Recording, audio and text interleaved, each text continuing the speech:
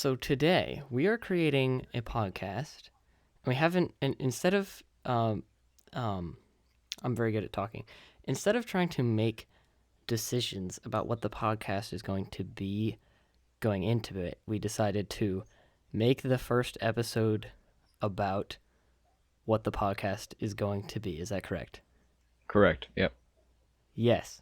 So, do we want to make it like about brick filming, or do we want to make kind of it be a general thing? Do we want to it to be more earnest, more silly, or just kind of free to roam that scale however it pleases? Remember how last time we were planning on making a podcast because we had a very deep conversation. So Hmm. I think it should be about a more serious topic, but also free roaming, because I do want to talk about brick filming as well. Yeah, I think leave it kind of like more open ended. Yeah. So, one thing that I was thinking about was kind of the idea of one person presenting a topic for a given episode. On one podcast I listened to called No Dumb Questions, you have kind of the science guy and you have kind of a more humanities guy, and they kind of present topics to each other and teach each other different things. And the parameters of Hmm. kind of what their friendship is what specifies the podcast, if you will. I see. We could do something like that, right? Hmm. Where we think of something to talk about. Like, maybe have. Women's rights. Oh, no. Another thing I think is that reminded me of is the desire to stay relatively uncontroversial, or at least ignoring topics that have become extremely two-sided in society. To what degree do we want to just totally avoid that stuff, and to what degree do we want to be willing to go there? When it comes to our beliefs, I think we totally want to defend it, and we gotta say everything that we can in order to defend it, even if it means defending other people. That's just what I think. Yeah. Well, I think you can, like, on a given issue where the two sides tend to say the same things over and over again, maybe to not talk about those unless we have something interesting to add that our beliefs are different on, just because I think even using language in a way that presents more nuance, or says, well, this is just what we think, or things surrounding that. Well, why are you so concerned about being controversial when we are not popular at all? So we are not gonna get punished for what we say. That's true. So It's not about punishment. I think it's about a desire to have a certain reciprocality with potential listeners who don't think like us, if you will. yeah, but the whole point of a podcast is to kind of try to change people's minds. Yeah, I think we can maybe attempt that occasionally. It's not necessarily the whole purpose, I think you also kind of have the informative purpose, maybe to tell people something they didn't know before, or kind of the synthesis idea to kind of talk about ideas in a different way than people have heard before. And you have the persuasion side of it as well, to kind of pose an argument, pose a thesis. And you can do that without stepping into particular debates that divide people. Yeah, for sure. And then you also have kind of a more ethos centered podcast where the people who are on the podcast are experts on a certain thing and are talking about that thing. We're not experts on anything. We don't have very much ethos surrounding our podcast. So You know what? what? We should give dating advice. I think Well, I another don't think. oh, go Sorry. on. You- No, it's fine. You go. So another thing I was thinking of is kind of the style of editing, if we want to record super long and cut it super short, or record short and cut it short, or record long and cut it long. I mean, like a regular podcast, usually an hour to 2 hours. Yeah. Yeah, and they have pretty limited editing on many of them. But I was thinking how the limitation of what a podcast is less than what you believe it to be, or what we might think of it as. Correct. Yeah, I see what you mean. There's a really good podcast that I listen to that is nothing like a typical podcast in that everything is scripted and there's kind of sound design things, but it's the type of podcast that is posing an argument. So it's very unique in that direction. And that's what gets me Jewel, thinking about how the medium can vary more than it typically actually does. but what was the thing that we talked about last time that made us stay up until like 11? I don't think I don't think the most recent time we talked to each other. No, it wasn't the most recent. It was like a month ago. Yeah. We were talking we talked about a lot of different things that we kind of it just kind of varied naturally. You were kind of talking about the dangers that you see of cultural issues of morality in our generation, and then I Oh, somehow that's kind of ended up relating that to philosophy because we were questioning what it's like to be in the mind of the kind of person who makes those mistakes. who exactly were we talking about specifically? Just kind of pretty much like people in our generation who maybe struggle with um, drugs and pornography and kind of things of that nature that are clearly Homosexual. addicting and bad and unhealthy is something that you were talking about how like you have a lot of exposure to that being in public school and I don't being in homeschool, and I think that was one thing that we talked about in that conversation. Oh yeah, that is true. And also sorry, it's just I have a tendency when I'm being recorded or I record myself to all of a sudden just act differently, and I don't know why. Yeah, that is an interesting thought, right? That's something that we can probably improve with over time. But I think as a result of like maybe your thoughts slowing down because you're using brain power to think about the fact that you're being recorded, Yeah, or even that like you're thinking about what should I say to entertain the people, or what should I say, and you're thinking about what should I say when normally what you're saying is what you're thinking, but instead you're thinking as a way to figure out what you're going to say is a change that occurs. yeah, very true. So, like, much of the time in normal conversation, speech and thought are a lot more synonymous than we think of them as. And then the moment you're being recorded and you. Did you turn off your stream? Yep, That was so loud. my bad. Continue. When you're being recorded, then the difference between speaking and thinking becomes greater because it's becomes a little bit more like writing because you start to think about what you ought to say rather than saying what you think. There, I made it more concise. That was like an essay. Yeah. And one thing I try to do, this is a strange thought, but one thing I try to do is to reduce that difference in a way that's healthy and not in a way that's unhealthy. What do you mean, like acting differently? The difference between speech and thought. Okay. Like if you write a paper in exactly the way you would speak the paper, it's not going to be that good of a paper unless maybe you write it that way and then edit it into the language of a paper afterward. That could be a very effective way of doing it, and that's a skill that I lack. I tend to do it in reverse by putting a lot of thought into every sentence as I write it. But if I think about our generation, this is becoming a cliche already in just the first episode, the number of times I say our generation. But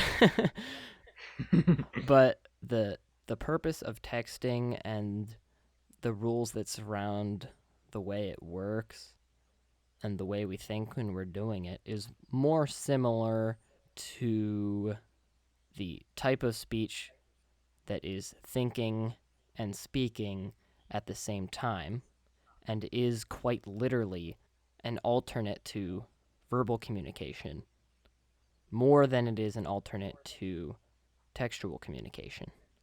You tend to think more when you're texting, and you also increase the chances of you not being fully honest when you're texting because it's easier to not be honest, right? That's true, right? But I think studies have been done about this, and this is a debated concept, but is texting more similar to the purpose and medium and concept of written communication, or is it more similar to the purpose and medium and concept of verbal communication? In many ways, it's probably better to conceptualize it as an alternative to speaking in person rather than an alternative to writing letters as far as what it actually plays out as. So you're basically just sending letters to your friends and family whenever you're not home. What do you mean? Like when you text, I mean. Well, that would be the other perspective. And I think our parents' generation uses it that way. They use it as a convenience thing to send information when they're not together, but right? But I think the way our generation texts is different. I think it's more like speaking to each other. Yeah, totally valid, yeah. I haven't really thought about that too much. I prefer talking to people in person, but if I get too anxious to tell them something in person, then I'll just text them. That's still not a good option, in my opinion. Right. It's trying to do the job of verbal communication, but it's not as good for us as verbal communication for sure. Yeah. So, what do you think when you're texting people? When you're texting a friend of yours, or even like when you're using Discord, right? Is the thing your brain does when you start typing more similar to what your great grandfather did to write his friend a letter, or is it more similar to what humans do when we're speaking to each other? I think they're both kind of similar in the way that it is written communication, but when you're writing a letter to somebody, you think a lot more about what you're going to say because it's formal. But texting in most cases isn't formal at all. If your friend asks you a question, you think about it and then you say what you think or you type what you think. Yeah, and you're typing it as you're thinking it almost. Like it's pretty close. Yeah. So I think it is closer to verbal communication because of that reason. Mm-hmm. Right. That goes exactly to what led us into this conversation, which was the difference between thought and speech. Can we move on to a different topic? It's In my opinion, texting is not that interesting of a topic. funny that we ended up here when we were trying to make decisions about the podcast. Yeah. So there's this one thing I wanted to bring up. All right. You know, Maximum, Max's Lego stop motion. Fun fellow, yes. I had a very long conversation with him a long time ago about whether humans have free will or not. Oh, right. And We did talk about free will that one time. I talked about that yeah, with you. Yeah. a few days ago, I read this verse in Ecclesiastes that God has a fate for everyone, and that really confuses me. You know, Mm-hmm. he knows where we're gonna end up, so it is fate where we're gonna end up. I tend to think of the difference as being merely in our perception, I'll but uh I'll grab the verse because I wrote it down somewhere. I'll mhm. get it. Another important thing to remember about I'm pretty sure Ecclesiastes is a poetic representation of Solomon at his end of days. So not everything Ecclesiastes says is necessarily portrayed as true. Oh, he's not even here. It's just you listeners and me. Okay, I'm back. What happened while I was gone? I said something to the audience. Oh, what was that? Oh wait, I'm gonna plug in my computer. What? I'm gonna plug in my laptop. I was leaving it unplugged so that it would be less warm and the PC fans would be quieter, but now the battery is almost dead, so I'm gonna plug it in. Okay. The audience is probably shaking their head right now that you didn't plug your computer in. That's your fault. If we lose an audience member over this podcast. Anyways, I have the verse right here. Do you know Ecclesiastes 6 verse 10? No, I don't think I know that off the top of my head. Everything has already been decided. It was long ago what each person would be. So there's no use in arguing with God about your destiny. What translation is that? Huh? What translation of the Bible is that? I don't know. I forgot. I'm flipping through my ESV. Because that made me ask myself, am I destined to go to heaven because I trust in God? Or are my friends destined to go to hell because they are non-believers? Can this change at all? Mm. And I wrote that down underneath the verse because that's what I do when I'm confused about something. Yeah. Hoping that I will receive an answer. Christians have been debating this for literally thousands of years. There's an entire categorical distinction made over this called Calvinism and Arminianism. Mm-hmm. Well, technically, there's 5 things they disagree over, and that's one of them. What do you mean? There's a list of 5 theological positions John Calvin created, and then there's 5 opposing positions that the Arminianists created. So they disagree about 5 theological questions, and one of them is predestination. I see. If the person continues to be rebellious against God and refuses to even try to have a relationship with him, they are destined to go to hell. And nobody can change their mind because that will either end up in them completely destroying the friendship with you because it creates an argument. I don't know why I said either there. I didn't have 2 options. Yeah, I was confused. So for the chance that anyone in the audience is not a Christian and does not give a crap about... You can leave. Yeah. I'm kidding. If you have any curiosity about what the heck it's like to be a Christian arguing about things... It feels really good. It feels really good. Yeah. I think Ecclesiastes has been the most clear book that I've read so far, even though most of it is just saying, or they write that everything is meaningless and life is meaningless, and that's the thing that really throws me off. Ecclesiastes is like various monologues, or maybe just one, I don't remember. You have to understand the ancient style of literature that it is. Essentially, Ecclesiastes, what the character who is saying all this is saying isn't necessarily true. He's in a very nihilistic place, if that makes sense. Ah. So it's not necessarily God saying this. Like if you go to the opening of Ecclesiastes.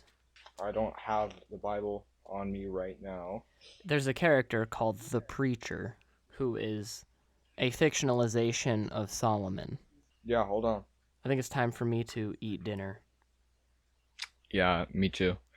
So let's make Calvinism versus Arminianism the topic for episode 2.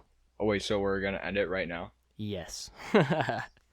Wait, what was the topic?